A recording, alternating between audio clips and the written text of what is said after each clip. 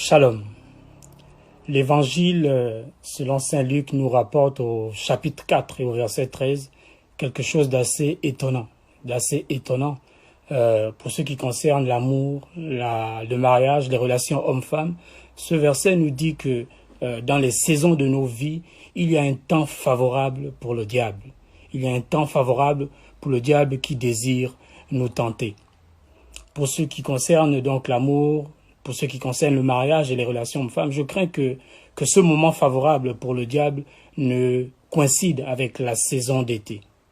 Bonsoir à tous, bonsoir à tous les anablopeurs et bienvenue au Money, Sex and Power où nous parlons de pouvoir, de sexe et d'argent. Nous en parlons non pas comme le monde en parle, non pas comme Hollywood le représente, mais nous en parlons selon les valeurs, selon les standards, selon le vocabulaire même du royaume de Dieu. Je suis Benito Ngoba-Isuku, créateur d'Anablepo. Ce soir, nous sommes à nouveau en direct à la fois sur Instagram et sur la page Facebook Anablepo. Le talk de ce soir a pour titre « L'été de la tentation, comment ne pas tomber ». L'été de la tentation, comment ne pas tomber. En parallèle à ce thème, vous avez l'occasion de poser des questions par rapport à ce thème, mais aussi des questions qui ne sont pas directement liées au thème et nous allons y répondre.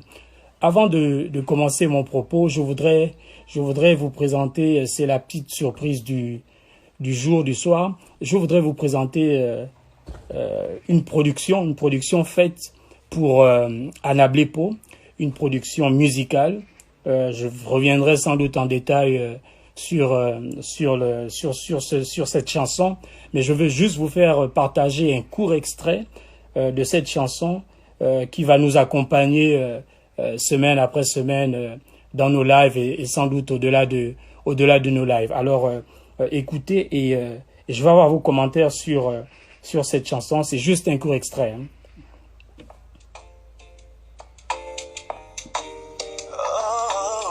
J'espère que vous entendez bien.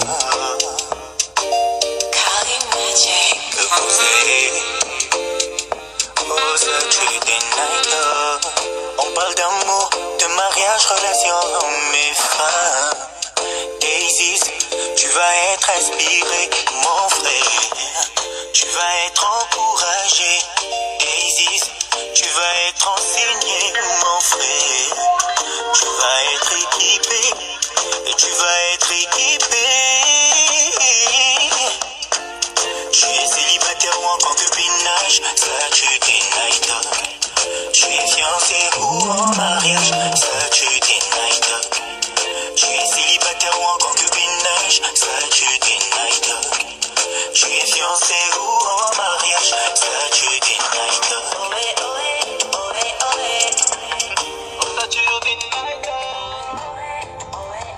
Je vais à nouveau vous la faire réécouter une seconde fois.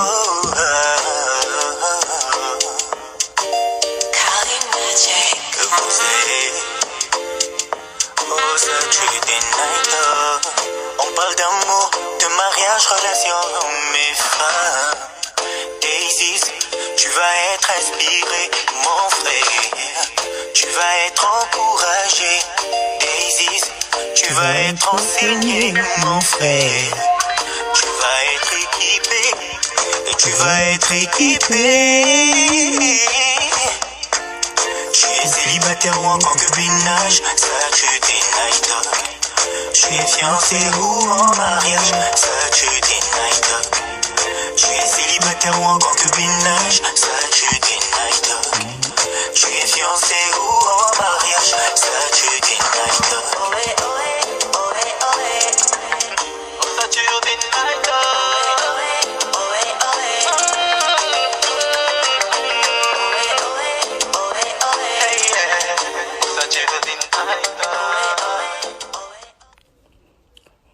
Voici donc pour cette petite surprise et donc je disais on va revenir là-dessus les prochaines semaines sans doute. Voilà. L'été de la tentation, comment ne pas tomber?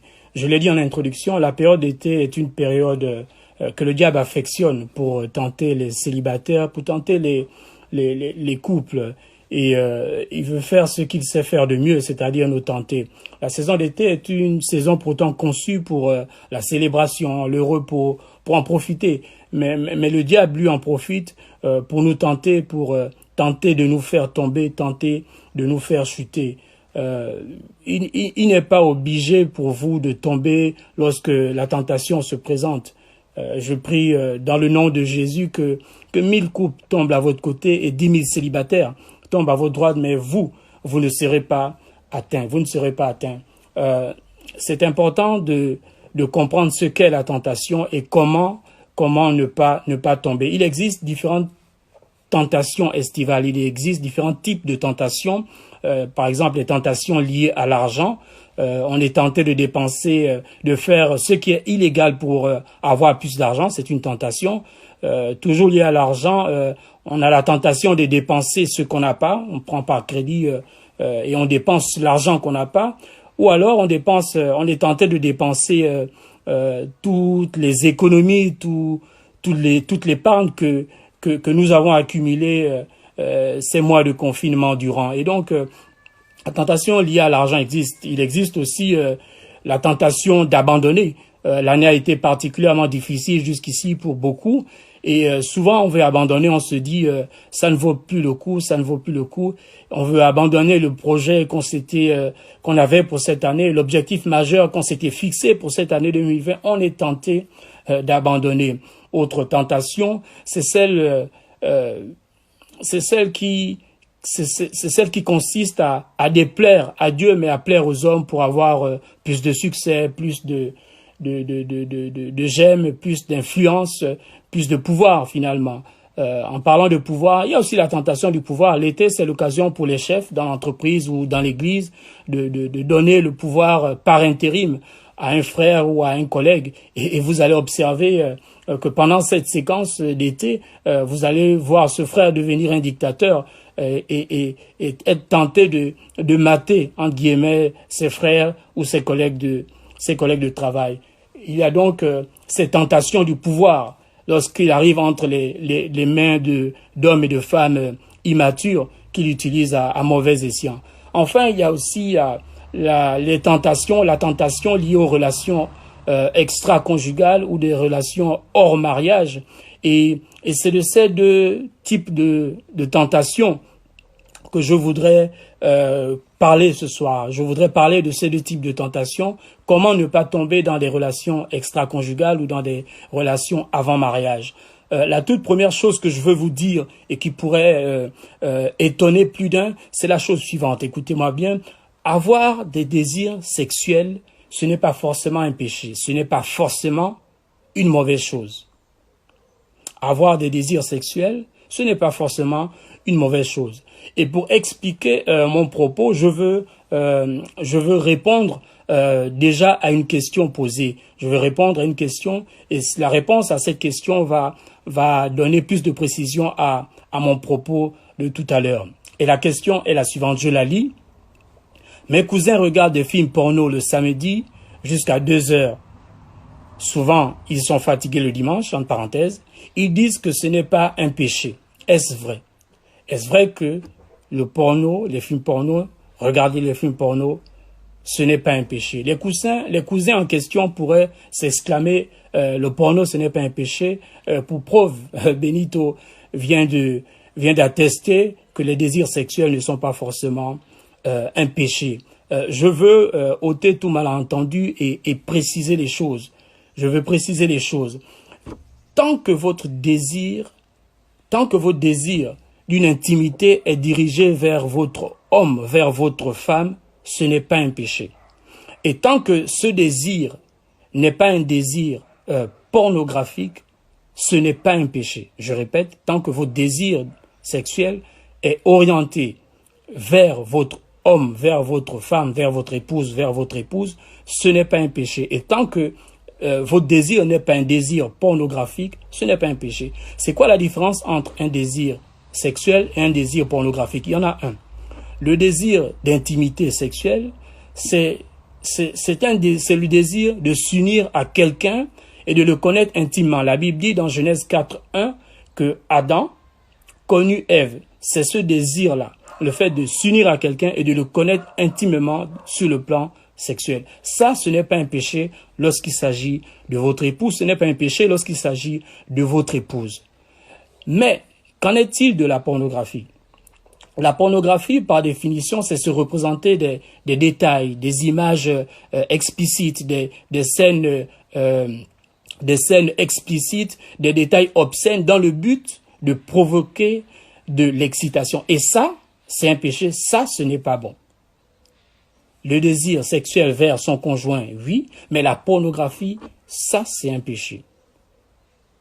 La pornographie, pour précision, est un mot dérivé de prostitution. Si vous considérez que la prostitution est un péché, alors vous devez considérer également la pornographie comme étant un péché. Bref, si Dieu ne vous a pas fait unique, si vous avez le désir d'intimité sexuelle, ne culpabilisez pas. Maintenant, avançons dans nos propos et parlons de ce qui est la tentation du diable. Il y a 3 raisons à la tentation. Quand je dis 3 raisons, c'est 3 causes, 3 origines, 3 sources à la tentation. La première raison ou la première cause à la tentation, c'est le diable et son moment favorable. La première cause de la tentation, c'est le diable. Luc 4, au verset 13, dont j'ai fait mention en introduction, dit « La Bible dit, après l'avoir tenté de toutes ses manières, le diable s'éloigna de lui, donc de Jésus, jusqu'à un moment favorable. » Donc, au sujet de la tentation, le tentateur, le diable, a un moment favorable. Quand je dis favorable, c'est favorable pour lui, pas pour vous. Le diable, cet été, aura un moment favorable pour vous tenter, mais favorable pour lui, pas pour vous. Pas pour vous. Mais je veux quand même dire que ce temps qui pourrait être favorable pour le diable pourrait se transformer en votre faveur. Lorsque vous traversez victorieusement une tentation, cela va vous faire grandir dans votre caractère, cela va vous faire grandir dans votre intimité avec Dieu et cela va vous faire grandir dans votre intimité avec votre conjoint présent ou votre futur conjoint. Donc la première raison, la première tentation, elle vient du diable. Et le diable se présente à un moment favorable pour lui et pas pour vous. La deuxième raison, ou la deuxième source de la tentation, c'est le monde et ses habituelles dérives estivales. Voyez-vous, nul besoin d'aller à Cancun, nul besoin d'aller à Ibiza ou à Amsterdam pour rencontrer la tentation, pour observer les multiples tentations qu'offre ce monde, aux couples comme aux célibataires, aux jeunes comme aux moins jeunes. Non, vous n'avez pas besoin d'aller à Cancun, à Ibiza ou à Amsterdam, que vous soyez à Essos, à Bastos, à Yaoundé, que vous soyez à Lui, à Kébé, à Libreville, que vous soyez de Plateau à Yopougon, à Abidjan, que vous soyez à Gombe ou à Matongé, à Kinshasa, vous allez observer ce que le monde offre. Offre en tant que tentation, ce que le monde offre comme tentation. Ces endroits, ces quartiers sont pourtant de prime abord faits pour le divertissement, pour la détente, pour la joie, pour la célébration, mais ces endroits se transforment rapidement en lieu de tentation pour les jeunes, pour les moins jeunes, pour les couples, comme pour les célibataires. La tentation a plusieurs adresses, ne vous y trompez pas. Et je veux vous avertir, je veux vous prévenir, je veux vous aider à ne pas succomber, à ne pas tomber dans la tentation. Les gens confondent souvent décompresser et se dévergonder. Décompresser après une semaine de boulot, après des mois de travail, mais décompresser, ce n'est pas dévergonder. Il y a quelques années, alors que nous n'étions pas encore nés de nouveau et que nous étions des pécheurs pratiquants, nous chantions « Thanks God it's Friday ». Lorsque vendredi arrivait, lorsque c'était le week-end, nous étions dans une excitation particulière, dans une joie particulière parce que nous ne voulons pas seulement nous relâcher, mais nous voulions nous lâcher littéralement. Ça, c'était avant. Et malheureusement, beaucoup aujourd'hui sont dans cet enfer d'où Dieu nous a délivrés. Beaucoup aujourd'hui sont perdus alors que Dieu nous a sauvés. Aujourd'hui, nous chantons « Thanks God for your grace ». « Thanks God for your grace ». L'été de la tentation. C'est dans ce piège que beaucoup de couples, c'est dans ce piège que beaucoup de célibataires risquent de tomber cet été s'ils ne font pas ce qu'il faut. La deuxième raison, c'était donc la raison du monde, la tentation venant du monde.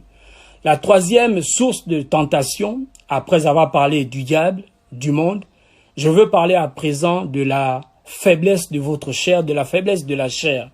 Le déconfinement lié à la crise sanitaire entraîne, on le voit, et va entraîner un relâchement chez plusieurs. Les gens vont vouloir rattraper un temps qu'ils auraient perdu. C'est une réalité d'aujourd'hui et ça, c'est aussi une réalité d'hier. Prenons l'exemple de Noé. Noé, c'est donc notre exemple biblique. Noé, je vais d'abord vous dire une ou deux choses sur le contexte de Noé. Noé, à l'époque de Noé, Dieu a décidé un confinement. À l'époque de Noé, un confinement obligatoire. Et obligatoire. Et donc, Noé s'est retrouvé en confinement avec son épouse, ses fils et les épouses de ses fils. Il avait certes sa famille, il avait certes ses fils, il avait certes ses belles-filles, mais c'était un confinement assez difficile, assez dur. On peut imaginer la dureté de la situation, car Noé vivait avec sa famille au milieu des loups, au milieu des gorilles, au milieu des chiens, au milieu du bruit et de l'odeur de toutes ces choses-là. Donc c'était un confinement assez difficile, c'était un confinement d'1 an, de 12 mois à peu près, et après ce confinement de 12 mois, et après près d'un siècle de dur labeur, la Bible dit ceci au sujet de Noé, dans Genèse 9, les versets 20 et 21, je vais lire la version du Semeur. Noé se mit à cultiver la terre et il planta une vigne. Il en but et s'enivra, de sorte qu'il se mit tout nu au milieu de sa tente. Noé, après ce confinement d'1 an, au milieu des animaux, est sorti, a planté une vigne, s'est enivré et s'est mis tout nu. La suite, vous pourrez le lire à partir de Genèse 9, la suite. Et donc, même un champion comme Noé est tombé dans la tentation. Même des champions, même des personnes matures, des personnes qui sont intimes avec Dieu, des personnes qui sont en alliance avec Dieu, peuvent tomber dans la tentation, notamment à cause de la faiblesse de leur chair. La faiblesse de votre chair. Alors, comment ne pas tomber? Qu'il s'agisse de la tentation du diable, qu'il s'agisse de la tentation de ce monde ou de la tentation liée directement à la faiblesse de votre chair, la vérité, c'est que les armes, les outils que vous devez utiliser, les issues de secours que vous devez utiliser sont les mêmes. Peu importe la tentation, peu importe l'origine, la source, la cause de la tentation. Tout le monde, sans exception, est tenté. Tout le monde, sans distinction, est tenté. Et la seule distinction entre ceux qui tombent dans la tentation et ceux qui ne tombent pas, c'est le cœur. Tout le monde est tenté et la seule distinction entre ceux qui tombent et ceux qui ne tombent pas, c'est le cœur. C'est le cœur. Je lis 1 Corinthiens 10 au verset 13. « Aucune tentation ne vous est survenue qui n'ait été humaine. » D'autres versions disent « Aucune tentation ne vous a saisi, sinon ce qui est commun à l'homme, commun à tous les hommes.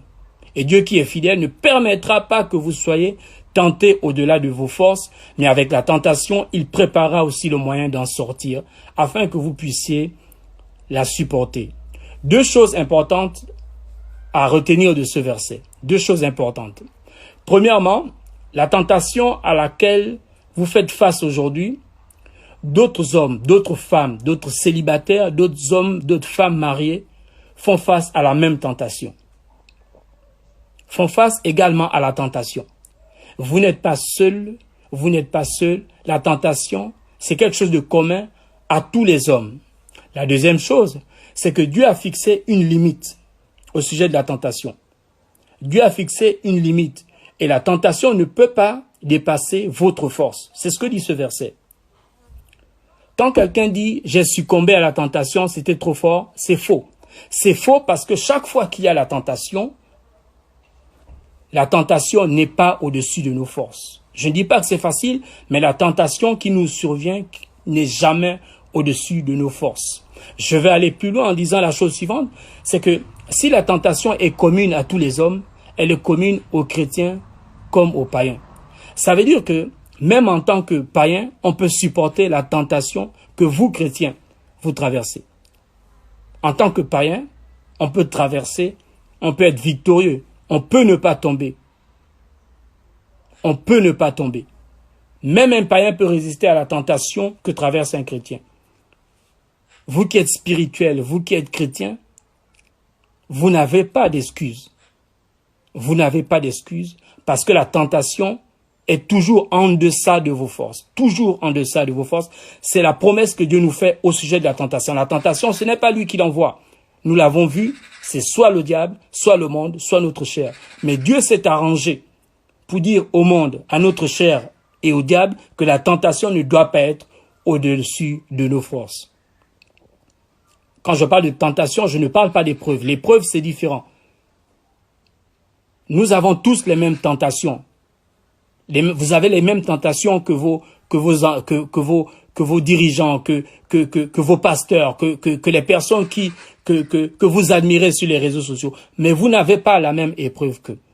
L'épreuve dépend du statut et de la destinée individuelle. Mais pour ce qui est de la tentation, vous avez les mêmes tentations et vous avez suffisamment de force. Si vous la saisissez, vous avez suffisamment de force pour ne pas tomber dans la tentation. Les tentations sont humaines, ce sont les mêmes tentations.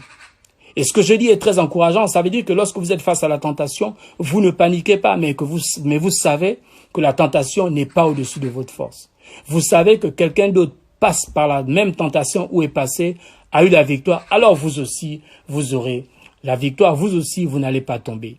Vous n'allez pas tomber. Le résultat final d'une tentation à venir se trouve dans votre cœur. Qu'est-ce qu'il y a dans votre cœur aujourd'hui? Vous pouvez d'avance savoir ce qui va se passer à la fin de l'été en observant, en regardant ce qu'il y a sur les tables de votre cœur. Qu'est-ce qu'il y a sur les tables de votre cœur? J'espère par la grâce de Dieu que l'issue sera belle pour vous, parce qu'aujourd'hui, dans votre cœur ou demain, vous aurez non pas ce qui fait écho à la tentation, mais ce qui vous fera résister à la tentation. Le cœur, c'est le point majeur. Le cœur, c'est ce qui détermine l'issue finale. Dans beaucoup de choses, et en particulier au sujet de la tentation. Votre cœur va être, écoutez-moi bien, soit une île de la tentation, soit une île de Patmos. Votre cœur va soit être une île de la tentation, il va tout accepter cet été, toutes les paroles, les mensonges. Votre cœur va accepter, va croire tout, va tomber sur tout. Soit votre cœur va être comme l'île de Patmos. Au sujet de l'île de Patmos, Apocalypse 3, au verset 10, dit ceci: « Parce que tu as gardé la parole de persévérance en moi, je te garderai aussi à l'heure de la tentation. » Qu'est-ce qu'il y a dans votre cœur? Est-ce que votre cœur va être une île de la tentation ou l'île de Patmos où vous allez recevoir la parole de Dieu qui va vous donner la victoire sur toute tentation, sur toute forme de tentation, en particulier la tentation liée aux relations extra-conjugales ou hors mariage? Je vais vous donner donc trois éléments qui vont vous aider à ne pas tomber dans la tentation, à ne pas succomber à la tentation. La toute première chose, c'est que vous devez prier. Marc 14 au verset 38 dit: « Veillez et priez afin que vous ne tombiez pas en tentation. » Je vais rester sur la prière. L'esprit est bien disposé, mais la chair est faible. Vous devez prier, prier sans cesse. Prier en langue, prier, prier sans cesse. C'est la prière qui va vous donner la victoire face à la tentation. C'est la prière et vous devez prier, mes amis. Vous devez prier. Votre salut se trouve dans la prière. C'est le premier élément. Le deuxième élément, c'est la confession et la déclaration de la parole de Dieu. Vous l'avez déjà entendu, mais il faut que je vous le dise à nouveau. Vous devez continuellement confesser et déclarer la parole de Dieu. On le voit dans Luc 4 et dans Marc 4, lorsque Jésus, face à la tentation, va déclarer, confesser la parole de Dieu. N'attendez pas d'être dans la chambre d'hôtel pour commencer à confesser la parole de Dieu. N'attendez pas d'être dans ce rendez-vous, dans ce lieu obscur pour commencer à confesser la parole de Dieu. Confessez continuellement la parole de Dieu et vous n'allez pas tomber. confessez la parole de Dieu, mais confessez également vos principes, confessez vos valeurs, les principes qui sont les vôtres. Faites-le. Faites-le. Faites-le. Confessez. Confessez. Alors, avant de vous donner la suite, je veux vérifier quelque chose rapidement. Je vais vérifier quelque chose rapidement.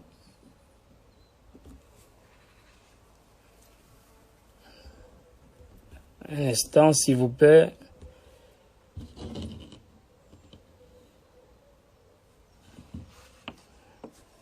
Alors, on va faire ça. On va voir si... parce qu'on me dit qu'il y a un petit souci sur Facebook. Alors, donc, la première chose, c'est la prière. La deuxième chose, c'est la confession. Confessez même vos principes. Confessez vos valeurs. Confessez-le. Confessez, confessez. Si vous ne le faites pas, vous risquez de tomber parce que la personne qui vous convoite, la personne qui va vous convoiter, est sans doute en train de confesser qui va le faire. Il y a sans doute cet homme qui confesse ou qui dit ou qui se dit ou qui dit à ses proches, je vais faire tomber cette sœur, je vais coucher avec cette sœur. Et si vous ne confessez pas pour contrecarrer ces paroles, vous aurez du mal. Vous aurez du mal. Vous devez donc confesser que vous êtes une princesse, que vous marchez dans les voies du Seigneur. Confessez la parole de Dieu. Confessez que vous marchez dans la sanctification. Vous n'avez pas besoin d'attendre le dernier moment. Confessez-le dès maintenant. Après la prière, après la confession, je veux parler de la sagesse pratique. Le verset que j'ai lu de Marc 14, 38 dit « Veillez et priez ». Veiller signifie que vous devez être sobre et lucide. Sobre et lucide. Marc 14, 38 ne parle pas seulement de prier, mais aussi de veiller. Vous devez veiller sur votre cœur. Vous devez veiller sur vos pensées. Vous devez veiller sur votre bouche.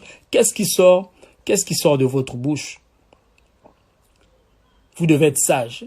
Et même la sagesse qui peut sembler insignifiante peut vous être profitable. Imaginez que vous recevez ce soir à 23h un WhatsApp de quelqu'un, d'un homme, mesdemoiselles, d'un homme qui vous envoie une blague salace, une blague à connotation sexuelle. Et au début, vous rigolez et finalement, vous êtes lucide et vous ne répondez pas à sa blague. Vous pensez peut-être que c'est juste un acte anodin, le fait de fermer WhatsApp et de passer à autre chose. Mais en fait, ce que vous venez de faire peut vous sauver d'une future tentation. Les petits gestes au quotidien peuvent vous sauver d'une future tentation. Soyez sages. Veillez sur vos actes au quotidien. Veillez sur vos habitudes. Qu'est-ce que vous faites quotidiennement, régulièrement? Que cela ne soit pas un terrain fertile pour la future tentation, parce qu'il y aura une tentation. Je vous dis la vérité, la tentation va se présenter. Soit par la faiblesse de votre chair, soit par le monde qui vous entoure, soit par le diable. Veillez, veillez, veillez. Lorsqu'on parle de veiller, on parle aussi de sommeil. Il y a deux types de sommeil pendant l'été. Il y a le sommeil qui est initié par Dieu, qui vous fait tomber dans un sommeil profond comme Adam et qui vous révèle votre future Ève. Et il y a le sommeil initié par le diable ou par la chair. Et ce sommeil-là, c'est pas un bon sommeil. C'est le sommeil dans lequel s'est retrouvé Samson, qui a perdu toute son onction, sa force, et dans lequel vous pourrez pas perdre toute votre sécurité, toute votre chasteté. Veillez. Il y a deux types de repos également. Lorsqu'on parle de repos, on parle de détente. Dieu veut du repos pour nous. Le repos initié par Dieu, c'est celui qui nous donne de nous reposer en tant que couple, de nous reposer, de dormir l'un sur l'autre en tant que couple, selon Cantique des Cantiques. Mais le repos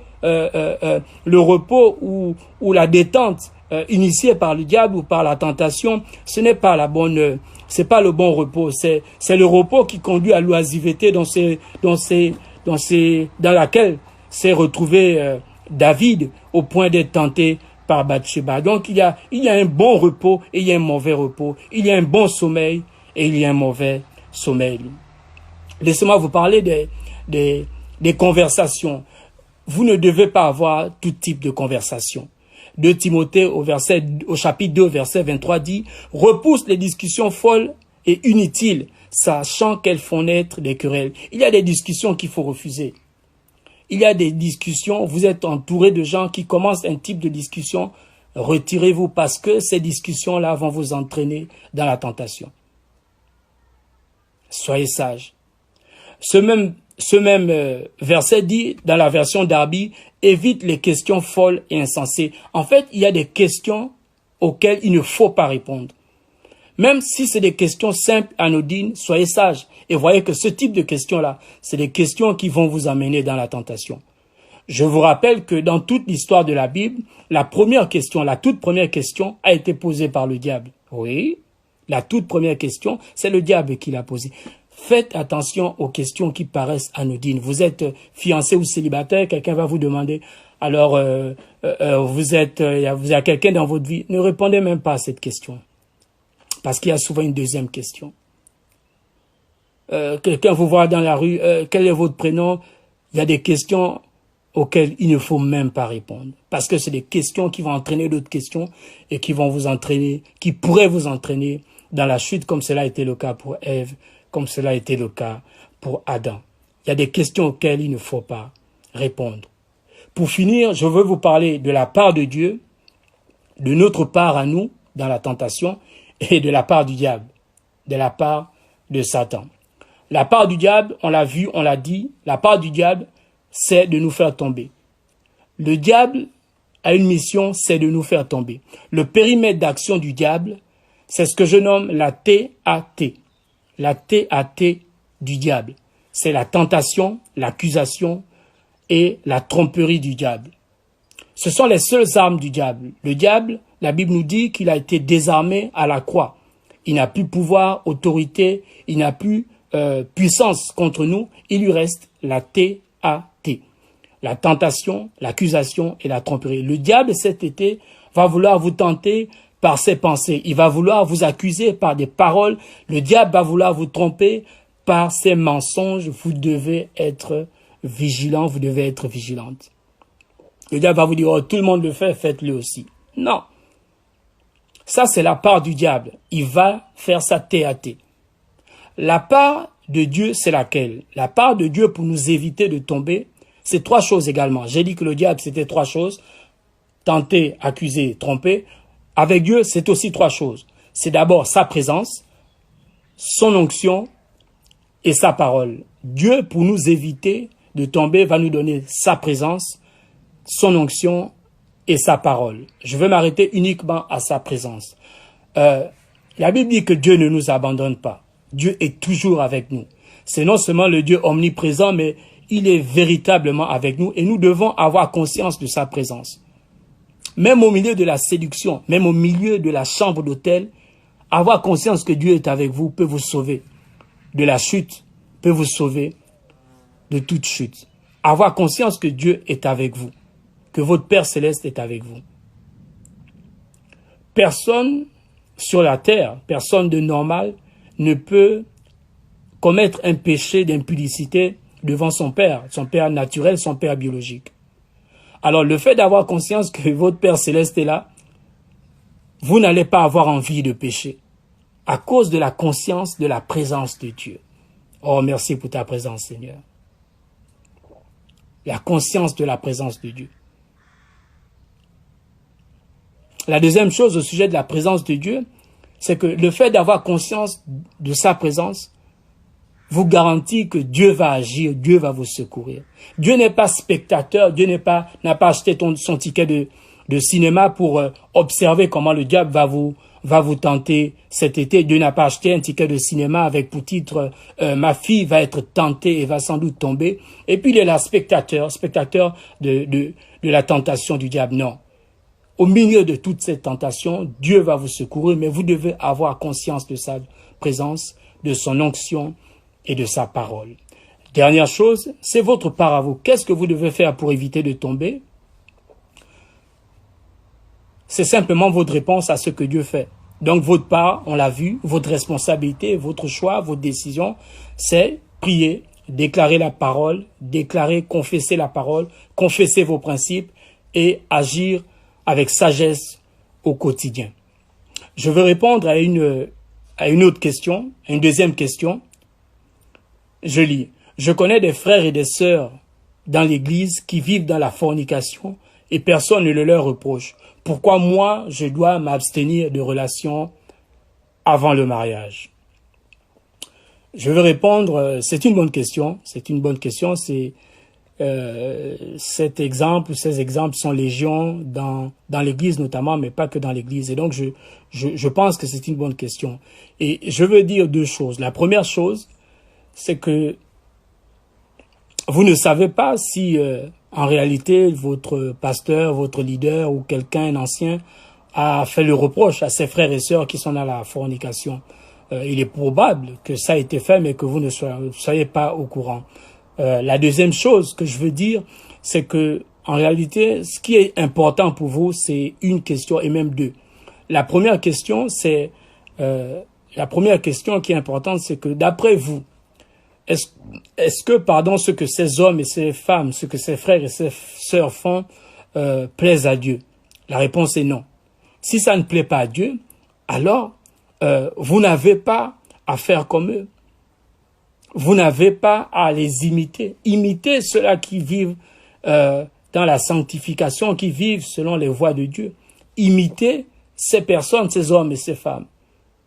Imitez-les, mais ne vous demandez pas pourquoi moi je dois faire différemment alors qu'il y a dans l'Église des hommes et des femmes dans la fornication. Allez imiter des gens. N'allez pas imiter des gens qui tuent leur âme à petit feu et qui un jour pourraient véritablement le regretter, mais imitez plutôt des gens qui combattent, qui luttent, qui fuient la tentation. La tentation, il faut la fuir, il faut résister par la prière, par la sagesse, par la déclaration.